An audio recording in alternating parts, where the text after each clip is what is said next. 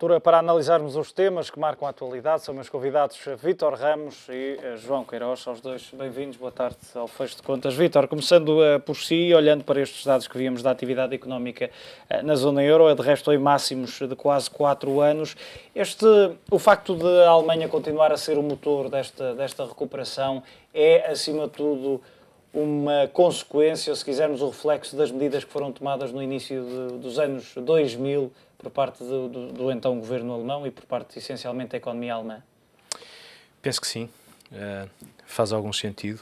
Claramente é o materializar de uma estratégia bem implementada. Com certeza que a desvalorização do euro face ao dólar também tem dado uma ajuda aos resultados das empresas exportadoras alemãs. Claramente a Alemanha é a fábrica da Europa, só exporta. Equilibraram contas, têm credibilidade, são um país gerido por engenheiros, por isso faz algum sentido que a coisa corra bem. Mas não há boas notícias só da Alemanha. Os PMIs foram simpáticos não só para a Alemanha. Houve aqui alguma recuperação também em França. Há algumas boas notícias. A zona euro esteve relativamente bem, contrariamente à Ásia, que os PMIs Japão e China foram menos simpáticos. Mas claramente há boas notícias para Falava na descida dos juros, graças ao quantitative easing do Banco Central Europeu, mas podemos juntar a estes bons fatores também a desvalorização do euro poderá ajudar, e assim como a queda do preço do barril de petróleo? Claramente, estão relacionadas. A queda do euro pode ser por vários fatores, não é só por um fator. Um dos fatores claramente é a descida das taxas de juros, porque também por menor atividade económica na zona euro, as descidas das taxas de juros e as perspectivas de continuada descida das taxas de juros na Europa, contrariamente àquilo que é expectável para os Estados Unidos, que comecem a subir as taxas algures em junho. Por isso, a moeda americana tem tido forte procura. A descida do barril do petróleo também foi simpática porque permitiu que o euro descesse sem causar pressões inflacionistas por essa via. Penso que a conjugação de fatores é perfeita para a Europa. João, também esta é a tua opinião. Há aqui, podemos dizer, 3 grandes pilares ou 3 grandes vértices que ajudaram também a que estes dados mostrassem aqui mais a recuperação por parte da zona euro. Embora continue a haver uma recuperação a várias velocidades. Sim, e as várias velocidades, pegar naquele ponto que o Vítor referiu. Tivemos no início do século XXI, em que a Alemanha ainda batalhava com a integração das duas economias, uma mais de mercado do que outra, em que implementou medidas draconianas em termos daquilo que é controlar o nível de endividamento de cada um dos, vamos chamar, estados, de cada uma das regiões, e geriu de uma forma bastante meticulosa também a componente da evolução do emprego e aquilo que era do rendimento disponível por parte das famílias. Também daqui resultou também um determinado efeito de poupança para a própria economia que permitiu aqui contrabalançar. Apostaram muito também no setor exportador, mas que gerava mais valor acrescentado. E se me permites, há aqui parece-me que também é uma mais-valia nas exportações alemãs, é que não só é grande exportador, o setor em si, mas é forte, mas também procurou outras geografias fora da zona euro. Correto. Diversificou um bocado, mas procurou outras geografias, não só em termos de destino das suas exportações, mas também complementando a sua área de produção. Mais uma vez, como o Vítor dizia muito bem, é a parte de engenharia da Europa, ou mais forte, embora haja outras competências, por exemplo, uma Suécia, a França tem alguns, mas padece de outras questões, mas o facto de eles também terem colocado aqui algo, por exemplo, em Portugal também, é um bom exemplo que nós todos conhecemos, em alguma determinada componente tecnológica também colocaram aqui, ficaram mais com aquela componente que gera mais valor acrescentado. Depois, o facto, desde 2014, que vemos uma queda sustentada e gradual, não foi um movimento abrupto da desvalorização do euro, portanto, a contínua queda que fomos observando, quer por parte do euro, quer por parte da desaceleração do preço das matérias-primas, contribuiu bastante. A maior parte da Europa importa muita matéria-prima, não só na componente de energia, não só na componente do crude, e isso também auxiliou a criação de mais valor acrescentado, de mais margem de receita que foi reinvestida dentro do seu negócio. Portanto, mas basicamente também aqui houve um outro conjunto de países que provavelmente se calhar não conseguiu capitalizar da mesma forma. E aqui vamos parar à questão de França. Os dados foram muito interessantes. Mas continua a ser um fator de preocupação a economia francesa. Pela dimensão, provavelmente se calhar uma economia como a grega ou a portuguesa, que representam 0,10%, não sei se é tanto, do PIB da zona euro, provavelmente se implodissem, se calhar não é tão relevante como, por exemplo, uma França, que é a segunda maior economia da zona euro, está numa trajetória em que se apresenta neste momento. E o PMI sair próximo dos 47 ou 48 pontos, quando a média da Europa está nos 50, 51 pontos. 51. E depois há aquela 51,9. linha, Assim aquela uma coisa linha um bocado... psicológica dos 50 pontos, que é a contração ou expansão económica. Exatamente. Portanto, e andamos ali no limiar, não Em é? termos técnicos, continuaria ou continuará em contração económica. Contração da atividade. Pronto, Um exercício interessante, desculpa, perdão-me, é se calcularmos o preço teórico do marco alemão contra o franco suíço, duas economias dentro da zona euro que são fortemente exportadoras e com produtos de valor acrescentado, conseguimos ter uma ideia onde é que estavam antes de existir euro e onde é que essa relação está hoje, em termos teóricos. E vemos claramente, em situação normal, seriam duas economias que as moedas tenderiam a subir, dois países que as moedas tenderiam a fortalecer-se, a apreciar-se, sendo que alemã, o marco alemão, provavelmente dada a maior dimensão da economia alemã, tenderia a apreciar mais do que o franco suíço. Não é o que observamos. O franco suíço valorizou 30% ou 40% face ao marco alemão teórico. Isto é uma mais-valia, até porque não existe, mas se existisse, se mantivesse a relação inicial, o marco alemão estaria, em relação ao franco suíço, 30% ou 40% acima do que está. Ou seja, isto são vantagens brutais de estar num espaço euro e ter uma moeda que é partilhada com países mais fracos. Não temos o Deutsche Mark, mas olhamos para a dívida, principalmente os 5 e os 10 anos, ver as taxas que elas apresentam. Taxas reais negativas, o Bund provavelmente deve estar próximo, abaixo dos 0,2 a 10 anos. A 10 anos está. Nos 5 e 2 anos já está negativo.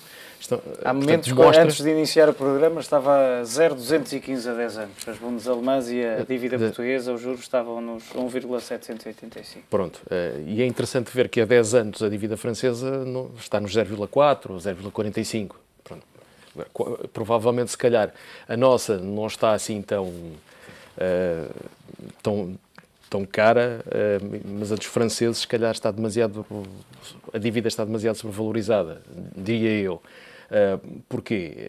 E pegava aqui, para terminar o tema de França, a questão da evolução da despesa também, da despesa pública francesa, tal como a portuguesa, é muito rígida. Portanto, haver algum trabalho nessa componente provavelmente vai por via das receitas outra vez. Portanto, ter a segunda maior economia a apresentar algum nível de incerteza, se calhar a prazo, provavelmente poderemos ter aqui alguma questão. Adicionava também aqui o efeito de riqueza que é gerado, que é observado na poupança das famílias, também na Europa, em que vemos aqui o DAX, que em 4, 5 anos duplicou a cotação, e que também tem aqui um efeito na capacidade, na poupança e naquilo que é a perspectiva que as famílias vão recolhendo e vão ajustando no seu padrão de investimento. E isso também é um fator bastante positivo. E é interessante verificar que quem fez investimentos também, a zona euro que fez investimentos, quer nas bolsas da zona euro, quer em ativos denominados em dólares, recolheu também um outro efeito.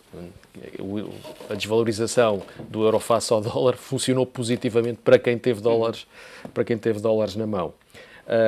No global, também o timing da entrada do quantitative easing, que eu achei que foi demasiado tardio, estava à espera que isto tivesse... Até porque há muito que se falava, portanto... Exatamente, e tardava, pelos vistos, tenho de dar a mão palmatória, parece que foi cirurgicamente colocado. Quando começaram a aparecer os dados de que a Europa se calhar não está tão mal, ou os dados que estavam disponíveis provavelmente necessitavam ter outro critério para se observar, portanto, começam a aparecer dados mais positivos, o quantitative easing ainda vem reforçar mais, ou a sua expectativa de entrada a partir deste mês, começou este mês, reforçou mais, deu mais tração àquilo que era... Aliás, começou mais ou menos na segunda semana deste mês. Não foi o mês certo, mas foi na segunda semana. E a esse respeito, Vítor, antes deste quantitative easing do BCE, nós falávamos que, por um lado, poderia ser aqui funcionar como uma espécie de boost, e de resto está a verificar-se, está a dar aqui algum fôlego, nomeadamente na descida das yields sobre as principais dívidas, juros da dívida dos países da zona euro. Mas há aqui outro fator que nós falávamos também, e já há vários meses que falamos nele, que é as tão faladas reformas estruturais que alguns países terão que fazer. Por um lado, este QE do BCE não poderá deixar ainda para segundo plano, ou mais para segundo plano, algumas dessas reformas que seriam ou deveriam ser postas, já deveriam ter sido postas em prática ou deveriam ser postas em prática agora. Esperemos que os países resistam a essa tentação. E penso que o BCE, penso que a Europa não vai permitir isso. Espero que não permita. Porque nós não podemos continuamente andar a adiar as alterações estruturais. Não faz sentido. E a ideia base não é essa. A ideia base é criar condições para que a economia real consiga financiar-se a taxas de juros anormalmente baixas. A ideia base é criar economia, criar emprego. Se olharmos para as variáveis de desemprego nos Estados Unidos e em Inglaterra, que anunciaram e implementaram os projetos quantitative easing antes, estão fantásticas. As taxas de juros de 5,7, 5,2 num e noutro bloco. A Europa está a 11,2%, se não me engano, por aí a zona euro. Taxas de desemprego. Taxas de desemprego. A ideia é que o output, o que se espera que aconteça com estes projetos quantitative easing, é andar para aí e que se espera que o que os países poupem em termos de financiamento o reinvistam depois. O reinvistam depois em medidas estruturais. Pelo menos é essa a ideia que todos nós, agentes, esperamos que... Eu confesso que eu estou mais cético, não estou tão otimista, estou naquela parte do pago para ver. É verdade que o quantitative easing foi muito mais eficaz, quer em termos de o espaço com que começou logo a funcionar em termos de expectativa, foi logo incorporado pelas empresas. E há aqui um indicador. É interessante verificar que o Banco Central de França, esta semana já colocou uns números cá fora, 18 mil milhões já foram investidos em obrigações do Tesouro do Estado francês e em dívida investment grade de empresas francesas. Esse dinheiro vai ser colocado em que área? Para pagar a despesa para criar um investimento mais virtuoso? E em que áreas é que a França necessitava de gerir aqui um crescimento mais virtuoso e motivar mais a empregabilidade? Olhando para o mercado de emprego, as relações do mercado de emprego na Europa continental são diferentes daquilo que observamos nos países anglo-saxónicos. Refiro-me aqui concretamente Estados Unidos, Canadá e Inglaterra, em que há maior capacidade das pessoas, há mais versatilidade, há mais flexibilidade nas relações laborais e o impacto é mais nos vencimentos. É certo que isso depois reflete-se também é o que observamos neste momento. Os vencimentos nos Estados Unidos são mais baixos daquilo que observávamos em 2008 e 2009, mas a empregabilidade, como o Vítor disse muito bem, é muito maior nessas economias. Na Europa, provavelmente, uma despesa dos governos é demasiado rígida. É difícil, provavelmente, quem está no mercado do desemprego a oferecer emprego, conseguir aqui, neste caso, ter um vínculo, nem que seja de curto prazo, a desenvolver um determinado trabalho. Por isso, provavelmente, vimos assistindo. O mercado de expectativas tem vindo a ser trabalhado principalmente pelo Banco Central e a taxa de desemprego é o dobro do que observamos, anda nos 11, 12% da zona euro. E é difícil acreditar que, para já, esta liquidez vá criar mercado. Era desejável seria esse o efeito desejado. Mas para já temos a levitação dos preços dos ativos financeiros, já não estão tão baratos, vamos colocar assim. Era necessário agora passarmos à segunda fase, que era a sociedade europeia conseguir gerar emprego, provavelmente aí se tornava mais útil esta função e este esforço do que propriamente estar a pagar despesa ou estar a entrar num outro conjunto de investimentos que se calhar não vão ter retorno. Era interessante ver em que ponto é que provavelmente, na componente política, como é que se vai utilizar esta ajuda por parte do BCE para afetar a empregabilidade. Tenho grandes dúvidas. Por último, o setor bancário europeu continua a ser o principal financiador das empresas. Não é tanto o mercado financeiro ou o mercado de capitais, através de ações, obrigações, a fazer o financiamento. Portanto, não são as famílias diretamente a financiar as empresas, continua a ser através das poupanças, através dos depósitos dos bancos. E era necessário haver também esta alteração para tornar mais... Isso é verdade, mas neste momento a melhor relação risco-retorno já não é o investir em dívida pública. De acordo. Já não tenho a opção de deixar junto do Banco Central Europeu porque pago. Por isso, das duas uma, ou fecho a minha atividade ou tenho que ir investir na economia real. Como é evidente, são precisos bons projetos na economia real, que eu espero que venha a acontecer. Hoje saiu uma notícia também de alguma harmonização fiscal no espaço europeu, que não seja possível que determinados países tenham taxas de IRC de 12% e outros de 25%, ou criar aqui alguma zona de harmonização fiscal. E a esse nível a Irlanda ganhou muito. Exatamente, a esse nível a Irlanda ganhou muito, não só porque fala inglês, porque tem uma língua universal ou mais universal, mas porque também criou esses pacotes de harmonização com taxas de fiscalidade mais baixas, e penso que por essa via também vai haver aqui um reequilíbrio entre alguns países europeus.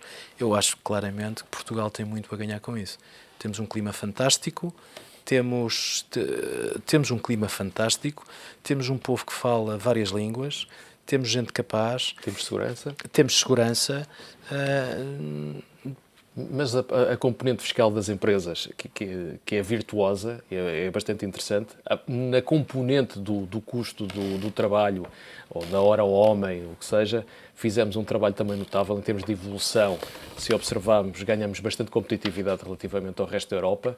Agora, outro ponto de ceticismo, eu estou muito cético, relativamente, para haver competitividade fiscal, provavelmente por parte da despesa, tem que haver também alguma flexibilidade. A despesa do Estado. Portanto, tem que haver mais capacidade do Estado, ou melhor, o Estado não pode ir buscar tantos recursos à economia, através dos impostos, para permitir que se faça esta criação de emprego. Que se crie um outro quadro, através de impostos, através da motivação ou de estímulos de programas, que ajude principalmente o quadro de desempregados, que cria o seu próprio projeto, mas não tem que ser forçosamente com dinheiro. Tem que ser com know-how, com aprendizagem, com partilha das boas experiências. E é por aí, por exemplo, excelentes exemplos. Podemos olhar para o Japão, para os nossos vizinhos do norte da Europa. Está tudo, não é preciso inventar muito. É preciso saber, pelo menos, acompanhar aquilo que é feito. Medir, Europa, exatamente, ir medindo, ir estimulando e motivando e ir afinando e ver os bons. E temos que mesmo dentro do nosso país, temos bastante competência que evoluiu bastante, temos bons exemplos de pequenas e médias empresas que evoluíram em diversos setores e se mantêm num quadro de competição bastante predatório e que sabe, e podemos ir buscar aí verdadeiras histórias. Ainda assim, e para terminarmos, o último tema hoje, a Bolsa Portuguesa prepara-se para ter o melhor trimestre desde 1998. É de alguma forma também o reflexo do que é, do BCE, ou há mais por trás desta maior procura por ações? Colocaria nos dois termos. Os 23% que estamos a conseguir provavelmente são ultrapassados aqui pelo Japão. O Japão provavelmente deve estar nos 24%. Devemos ter o melhor desempenho da Europa. Também tem a ver, há aqui também uma entrada há um shift, há um reposicionamento de quem estava no mercado norte-americano, como dizia há bocado, provavelmente aproveitou também a apreciação do dólar para trazer o investimento mais para a Europa. Se a Europa já não está tão barata, os Estados Unidos provavelmente deve estar no topo das valorizações. Não vamos discutir para já se tem mais capacidade de irmos aos 2.200 pontos, provavelmente até terá, mas se calhar a Europa periférica tornou-se mais interessante. Depois o próprio PSI20 tem um conjunto de empresas exportadoras de matriz mais industrial que tirou algum benefício também, alguma vantagem competitiva da depreciação contínua que observamos no euro. E depois é todo o ajustamento que fomos fazendo nestes últimos 4, 5 anos, dotou a nossa economia também de outros instrumentos. Provavelmente também o facto de termos atingido valores extremamente baixos em algumas valorizações e a perspectiva, neste momento, já não temos 20 empresas, devemos ter 17,5 ou 18, a probabilidade de aparecer um cisne negro é menor, não é impossível. É um bocadinho menor, mas esperemos que não surja. E se olharmos para os valores, pelo menos os números que eu tenho aqui eram do arranque desta semana, portanto, segunda-feira, das 18 cotadas que constituem o PSI20, Vítor, 16 tinham ganhos acima de 10%, e a banca, nomeadamente o BCP e o Banif, a conseguirem aqui também ter bons desempenhos, respectivamente 45,8 e 43, Sim. mais ou menos. Estes valores, naturalmente, hoje serão um pouco diferentes, mas também há aqui um movimento de recuperação dos resultados da banca que também se reflete depois no comportamento das ações. Sim. Só não há um maior desempenho porque a PT perde 28% no ano e pesa 3% no índice. Eu observo isto de duas formas. Há aqui dois tipos de efeitos dentro. Quantitative easing, claro, sem dúvida, porque é ótimo, quantitative easing é ótimo para a economia real, para as empresas, é péssimo para um gestor de fundos de obrigações. Não sabe onde investir. Por isso tem que haver deslocação de capitais para o outro lado. Aqui há rendimento. As empresas que tenham um dividend yield simpático acabam por ser mais protegidas. Empresas que vendam ativos em dólares ou que faturem em dólares e tenham resultados em euros, sei lá, a Altri e a outra papeleira, como é que se chama? Portcel. A Portcel, que tem aqui vantagens da valorização cambial, cerca de 10% este ano, muito grandes. O BCP com uma exposição fortíssima à Polónia, o euro contra o zloty perdeu cerca de 7% este ano, ou seja, também muito bom timing para venda, fantástico, mais 7% que implicam nos resultados e, claramente, resultados do ano passado em termos das carteiras dos bancos de dívida pública fabulosos. Os bancos começaram a apresentar resultados, por isso é normal que se materialize. Jerónimo Martins também, na mesma lógica, a aproveitar a valorização do zloty e também com os investidores a porem esse efeito também dentro da balança. Por isso, claramente, são todo um conjunto de efeitos que tudo correu bem. Negativamente só o real, que depreciou contra sim, o real é que está uma miséria, mas de resto, do que vi, a própria Galp, não obstante o preço do barril do petróleo descer uma barbaridade, o efeito dólar acaba por atenuar aqui um pouco esta desvalorização do petróleo, por isso... Continua a ser atrativo o PSI20, Vítor? O PSI20... Não apenas internamente, como é óbvio, não apenas à realidade nacional, mas quando o integramos e comparamos com outras bolsas europeias. Não está fora, em termos de price earning, não está caro. O PSI20, se olharmos em termos técnicos, em termos gráficos, claramente está muito longe de máximos. Teve aqui umas coisas menos boas. A PT já está, o Espírito Santo já está. Boas novidades que podemos ter. Quem vende papel, vende em dólares, parece que a procura continua em forte, alta na Ásia, por isso com certeza terá resultados bons. Temos alguns riscos geopolíticos, Rússia, a proximidade à Polónia, por isso o BCP e Jerónimo Martins têm esse problema, esse efeito, pode pesar negativamente. A Galp, devido ao aumento de estoques nos Estados Unidos e aparentemente as empresas que estão a construir estoques entre 1 milhão de barris a 2 milhões de barris diários nos Estados Unidos. O custo de estocagem passou de cêntimos para $1 por barril, que é uma barbaridade. Por isso essas empresas vão ter que vender petróleo. Por isso, passado este efeito do Iémen, que fez o petróleo subir um pouco, já há quem diga que o petróleo pode vir para $20. Nessa lógica, a Galp não poderá ter aqui um desempenho muito fantástico nesse cenário. Mas a Galp também tem feito algum trabalho na parte do gás, na componente do gás, tem estado aí a tentar aumentar... Tentar diversificar. Exatamente. Mas na componente do gás, mesmo assim, o gás de xisto também tem aumentado e os preços não têm estado propriamente, têm estado pressionados em baixa.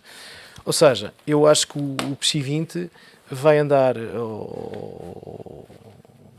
dentro da lógica do desempenho das outras bolsas. Se não houver produção de riqueza noutro sítio, claramente as ações vão ser privilegiadas neste cenário. Vítor Ramos, João Queiroz, muito obrigado pela vossa análise no Fecho de Contas. Altura para um curto intervalo, não saia daí.